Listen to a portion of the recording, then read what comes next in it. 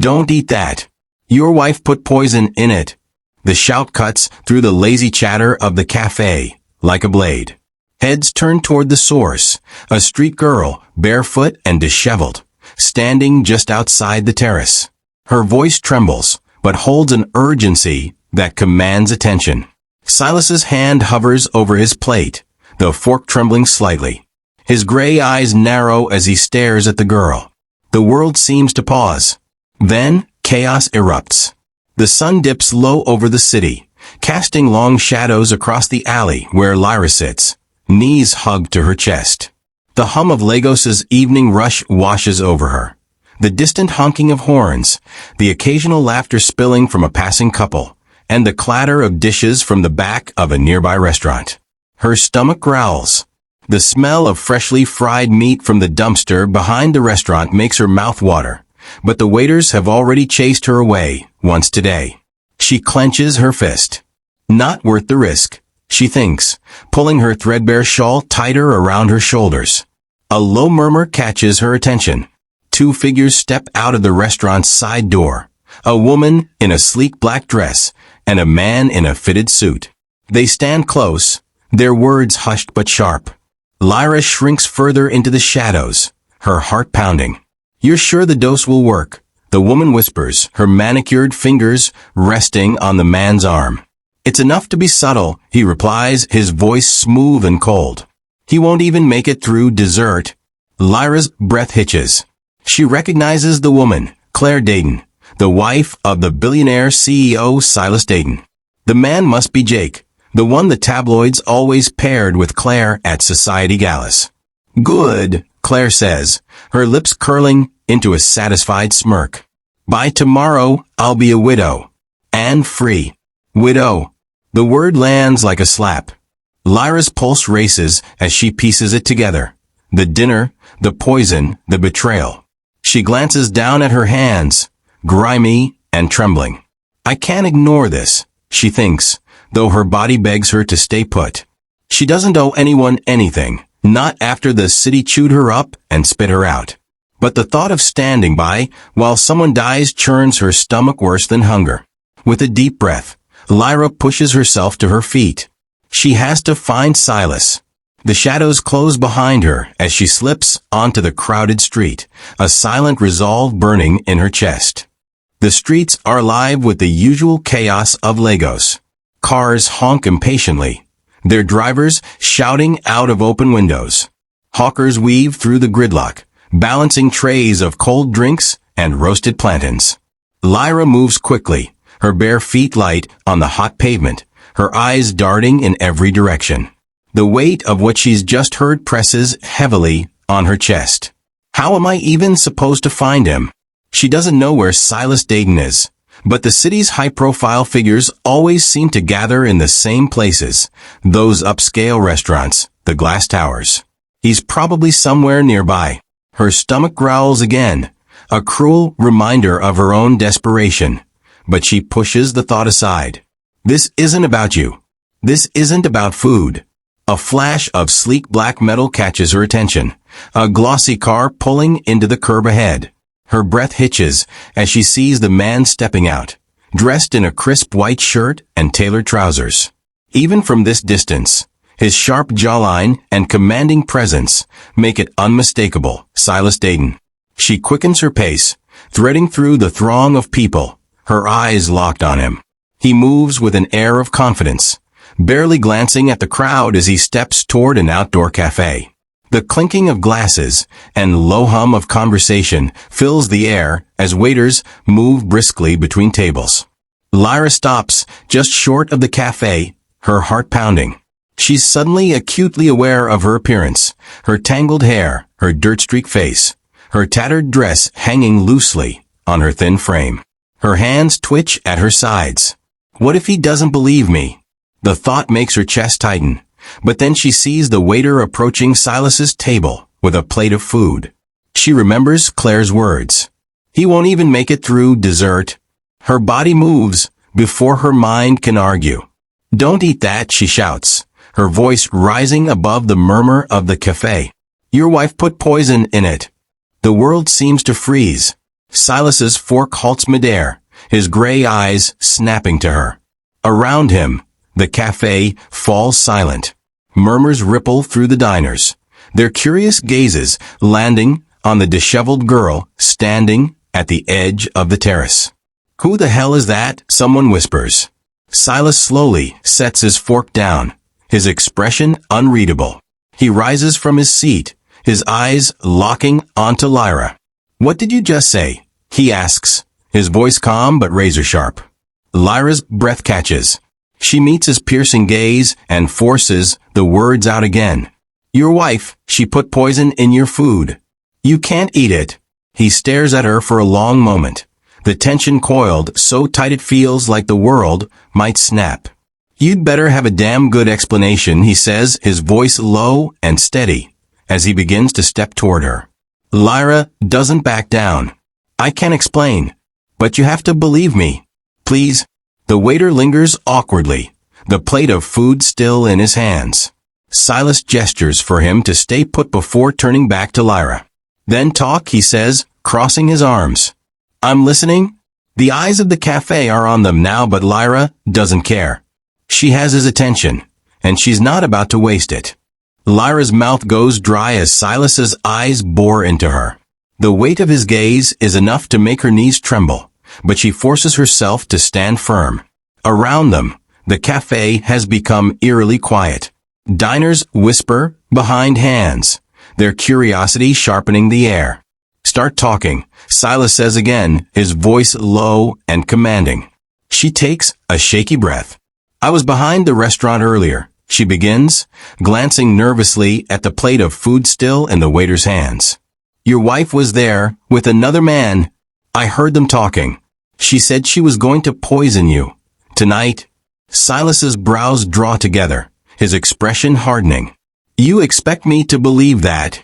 "It's the truth," Lyra says, her voice cracking but insistent. She called him Jake. They talked about how much to use and how you wouldn't survive the night. Her hands clench at her sides as she forces the words out. "I swear I'm not lying." A flicker of something, doubt maybe, crosses his face, but it's gone as quickly as it appears. He straightens, his jaw tightening. "You know how ridiculous you sound, right?" he says, his tone clipped. "A street girl shows up out of nowhere and accuses my wife of trying to kill me? Do you know who I am?" Lyra's fists clench tighter. "I know exactly who you are," she snaps. "You're a billionaire. You're used to people lying to you for money. But this isn't about that."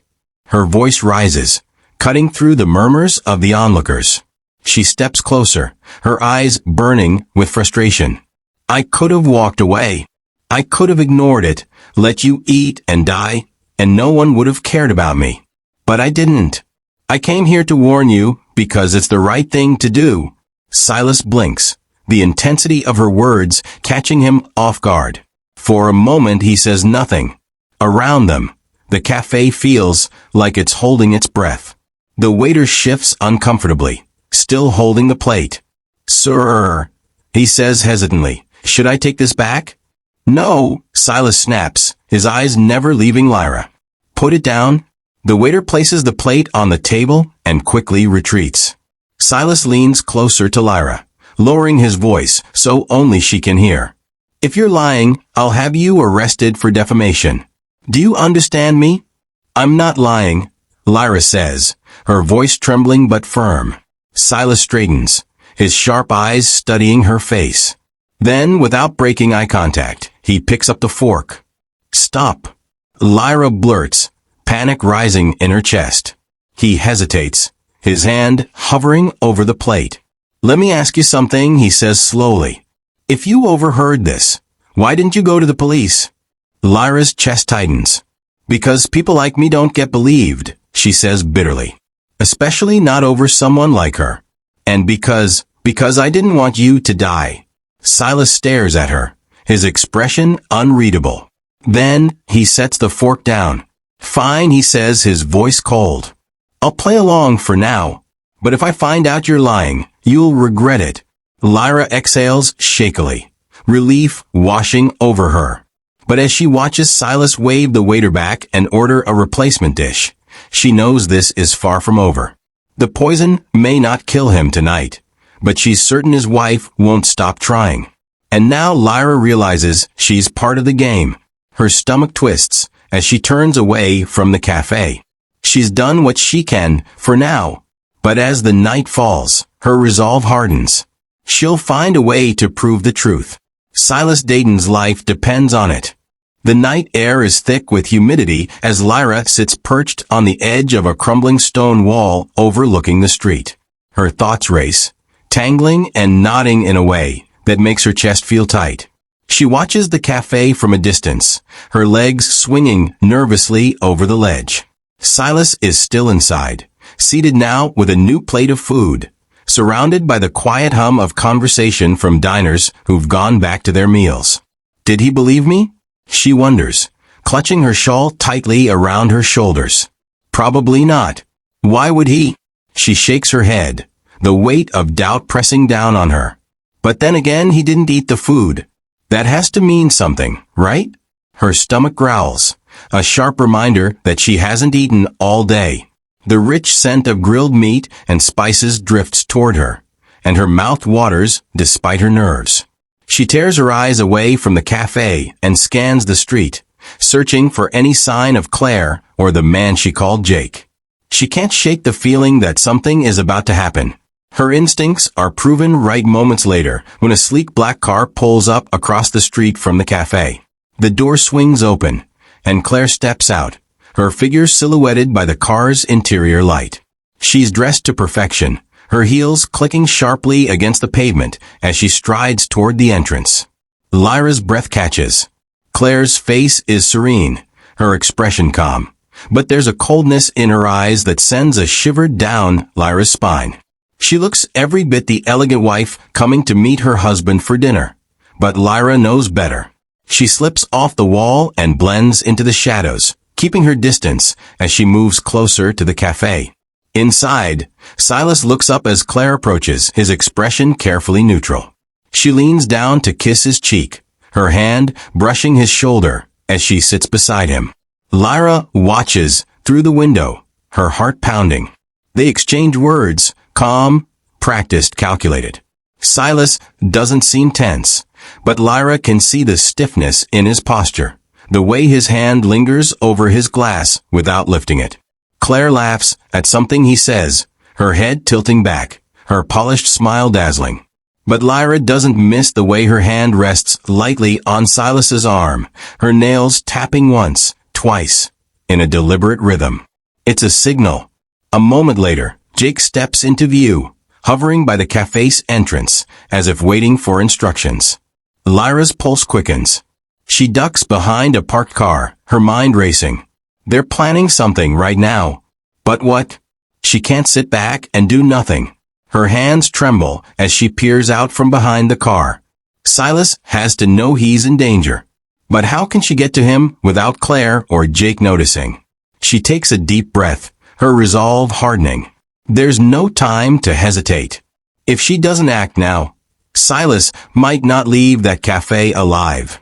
Slipping through the shadows, Lyra moves closer, her eyes locked on the couple inside. She doesn't have a plan, just a desperate determination to stop whatever's coming. Because she knows one thing for certain. Claire isn't here to talk. Lyra crouches behind a parked car, her heart pounding so loudly she's certain someone will hear it. She keeps her eyes trained on the cafe window. Inside, Claire leans towards Silas, her fingers gliding lightly over the rim of her wine glass. Her every movement is calculated, her expression a mask of calm composure. Lyra's breath catches as she sees Jake step closer to the cafe entrance. He's standing just inside now, his eyes scanning the room. He nods almost imperceptibly toward Claire, who smiles faintly in return. Lyra doesn't miss the way Claire's hand moves subtly toward her clutch purse. Something is happening. Lyra's fists tighten at her sides.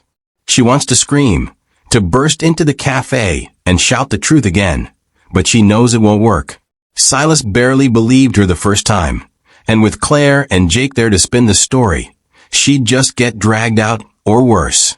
Think, Lyra. Think. Her gaze shifts to Silas. He's calm, his expression unreadable as he sips his drink. But she sees it. The tension in his shoulders, the stiffness in his jaw. He knows something's wrong. He has to. Claire's hand dips into her clutch, and Lyra tenses. The woman pulls out a small vial, so discreetly that no one else in the cafe seems to notice. She places it on the table, her movements fluid and deliberate, as though it's all part of the show. Lyra feels a surge of panic. She doesn't know what's in the vial, but it doesn't matter. She has to act now. Summoning every ounce of courage, she steps out of the shadows and darts toward the cafe door. The streetlights overhead illuminate her for a brief moment, and she catches Jake's eye. His expression hardens instantly, and he moves toward her. "No," she whispers, her pulse racing.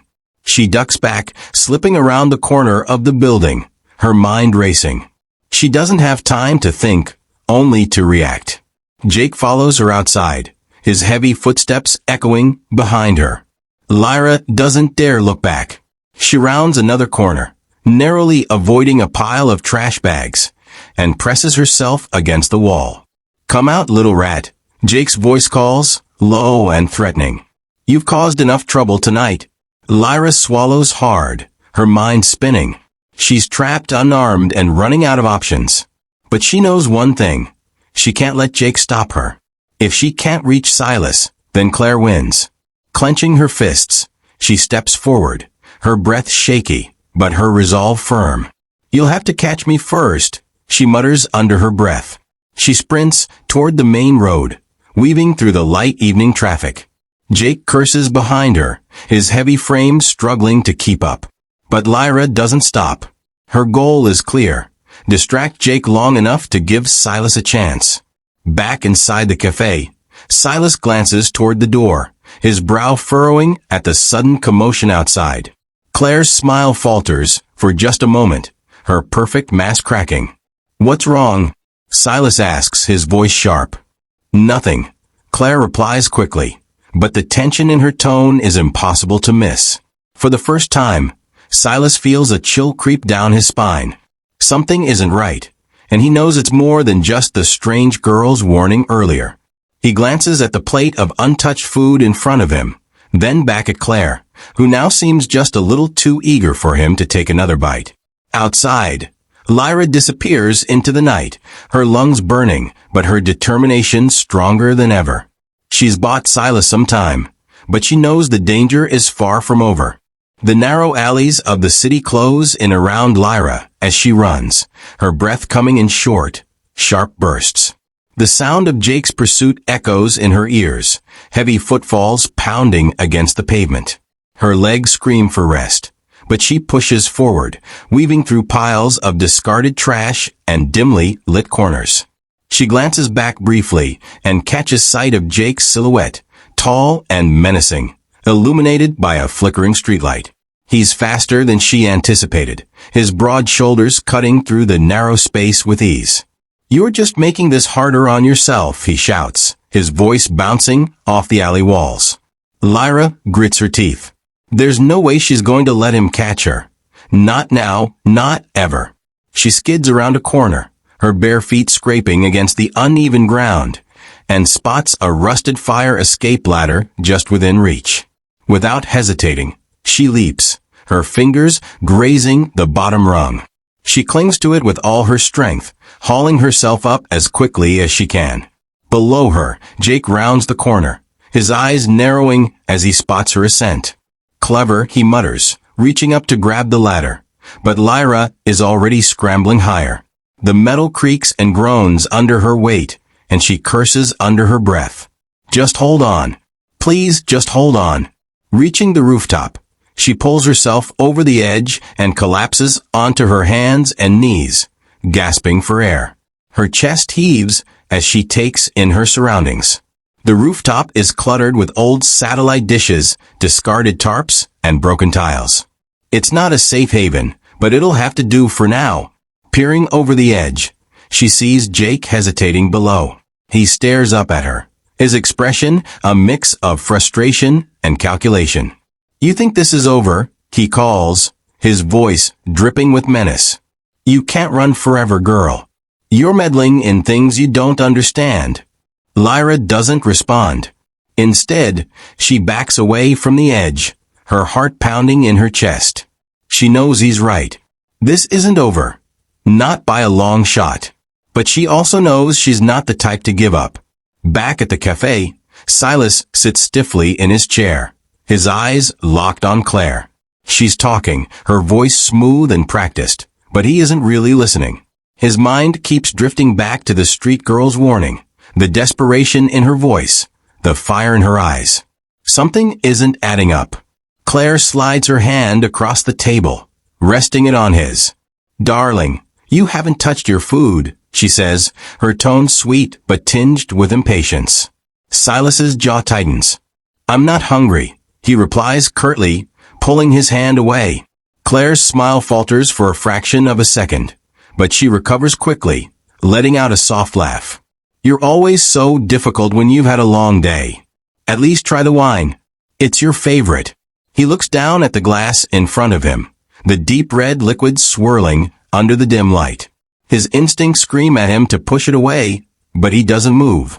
Instead, he studies Claire's face, searching for a crack in her perfect veneer. "Why don't you try it first?" he says casually, leaning back in his chair. Claire's eyes flicker, just for an instant, before she lets out another laugh. "Don't be silly. It's yours.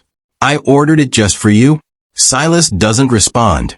He lifts the glass slowly, his eyes never leaving hers, and pretends to take a sip.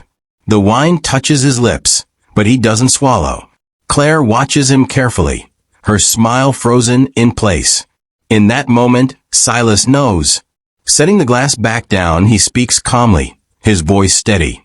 "You've always been a terrible liar, Claire." Her smile vanishes. On the rooftop, Lyra leans against a satellite dish, her body trembling from exhaustion. She stares out at the city lights, her mind racing. She's done all she can for now, but she knows this fight is far from over. Claire and Jake aren't the type to back down, and neither is she. Somewhere in the distance, a clock chimes midnight. Lyra closes her eyes, the weight of the night settling over her. Tomorrow, she thinks, gripping the cold metal behind her. Tomorrow, I'll figure out what to do next. For now, all she can do is survive. Lyra wakes to the sharp bite of the early morning breeze, her body curled against the cold metal of the rooftop. Her muscles ache from the chase, and a dull hunger gnaws at her stomach. For a moment, she just lies there, staring at the pale light breaking over the city skyline. I made it through the night, she thinks, her breath clouding in the crisp air. But the relief is short-lived. Her mind floods with everything that happened, the poison, the chase, and the way Jake's shadow loomed behind her in the darkness. She sits up, rubbing her arms for warmth, and looks out over the edge of the rooftop. The streets below are starting to come alive with early risers and vendors setting up their stalls. The hum of Lagos is quieter in the morning, but it's still there, a constant undercurrent of movement and life. Lyra's eyes fall on the cafe in the distance. It's closed now, the chairs stacked neatly on the terrace. There's no sign of Silas, Claire, or Jake. Her pulse quickens as she wonders what happened after she fled. Did Silas confront Claire? Did he believe her warning? Or did Claire manage to spin another lie? She clenches her fists. I need to know. Pushing herself to her feet, she carefully makes her way down the fire escape. Her bare feet land softly on the pavement, and she blends into the flow of the morning crowd. Her thin frame and ragged clothes make her invisible, just another street girl in a city that doesn't care. As she approaches the cafe, she slows, her eyes scanning for any sign of Silas. The area feels normal, too normal. It's as if the tension of last night never happened. Lyra hesitates, torn between slipping away and staying to investigate. Then she spots him. Silas is standing across the street, leaning against a sleek black car. He's dressed in a crisp gray suit, his hair perfectly groomed, but his posture is tense, his eyes darting around as if he's waiting for something or someone. Her heart leaps, but she forces herself to stay calm. She ducks behind a fruit cart, watching him from a distance. He doesn't look injured, and he's not with Claire. That's a good sign, right?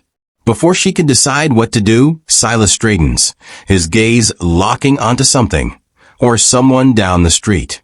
Lyra follows his line of sight and freezes. It's Claire.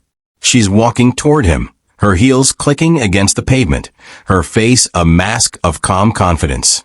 But there's something off about her, something cold and deliberate in the way she moves. Silas's jaw tightens as she approaches, and for a moment, neither of them speaks. Lyra can't hear what they're saying, but she can see the tension in their body language.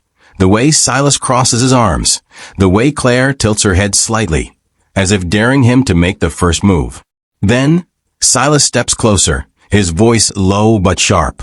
Claire's expression falters, just for a second, before she recovers, her lips curling into a faint smile. Lyra's stomach twists. She can feel the danger in the air, a current running between them that could snap at any moment. I need to get closer. She moves carefully, slipping through the crowd until she's just a few feet away. She ducks behind a parked motorcycle, straining to hear their conversation. You think you're clever, don't you? Silas says, his tone icy. But I'm on to you, Claire. I know everything. Claire's smile widens, but her eyes are cold. Oh, darling, she says softly. You don't know the half of it. Silas steps back, his expression darkening. This ends now, he says.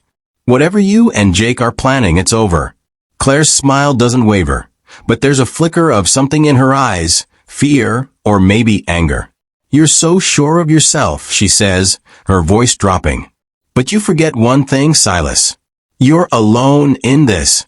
Silas stiffens, his gaze flicking around the street. Lyra's breath catches. She can see the trap closing in on him, the way Claire's words coil like a snake ready to strike. I have to do something.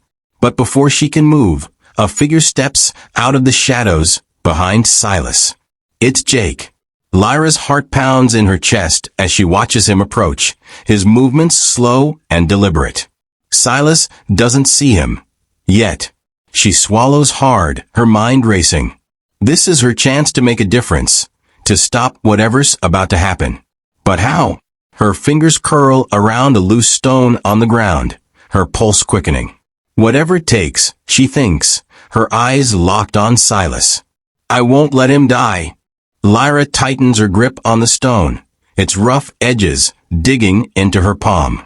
Her breath catches in her throat as she watches Jake inch closer to Silas.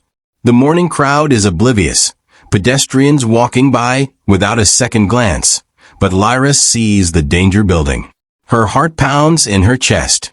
Do something now. Silas is still focused on Claire, his body tense and ready for confrontation. You think I'm alone, he says, his voice low but steady. You're wrong. People like you always underestimate the ones who see through the lies. Claire smirks, tilting her head slightly. And people like you, she murmurs, her tone dripping with disdain, always think they're untouchable. That's your weakness, Silas. Your arrogance. Jake is just a few steps away now, his hand reaching toward his jacket pocket. Lyra doesn't need to guess what's inside. A knife, a gun, something that could end this all in seconds. Her legs move before she can think. Look out, she screams, launching the stone with all her strength. The crowd jolts at her voice, heads turning toward the commotion. The stone flies through the air and smashes into Jake's shoulder with a dull thud. He stumbles back, cursing loudly, his hand flying away from his jacket. Silas whirls around, his eyes widening as he sees Jake. The realization hits him instantly, and he steps back, putting distance between himself and the would-be attacker. Lyra? Silas says, his voice filled with disbelief. Lyra doesn't have time to answer. Jake recovers quickly, his face twisted with rage. He lunges toward her, but the noise has drawn attention now. A few nearby vendors shout in alarm, and a group of passers-by begins to gather, creating a barrier of eyes and whispers. "You little," Jake snarls, but he stops himself, his